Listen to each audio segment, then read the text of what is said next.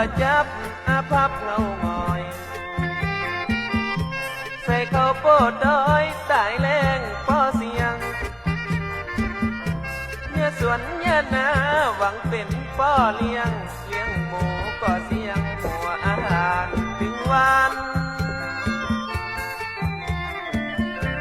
ชีวิตย่ำแย่โลกแปรเปลี่ยนผันยาการติงวันทนมองมนเศร้าใครบ่เหมือนเฮาหน่อเจ้าพี่น้องลำบากแต่ยาการเกือบตายเนี่ยถั่วดำถั่วลายขายก็บ่ได้ติงมือติงวันบ่มีเงินใจเมื่อเจ็บเป็นป่วยไข้ก็บ่มีสตางค์เกิดมาบ่จับบ่เคยสมหวังบ่มีสตางค์ไผบ่เลี้ยวพ่อนาง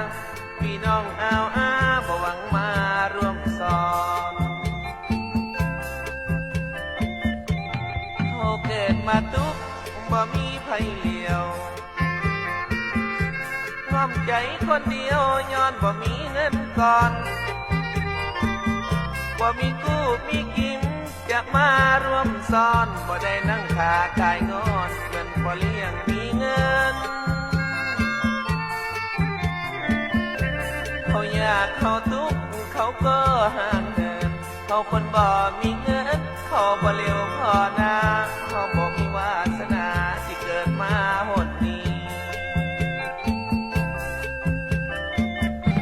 เขามีเงินทองเป็นว่าเพื่อนว่าฝูง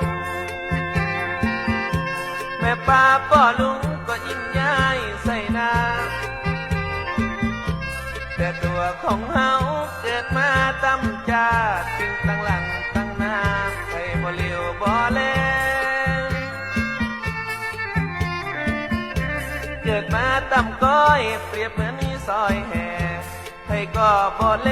เลี้ยวหลังมาตอนได้แต่นอนกอดหมอนคนเดียวอย่างนั้นอย่ามีไผ่พ้องที่เหมือนเฮานี่นาชีวิตเกิดมาตกดินต่ำต้อยตั้งแต่มือตาบ่เคยหันแบ่งหา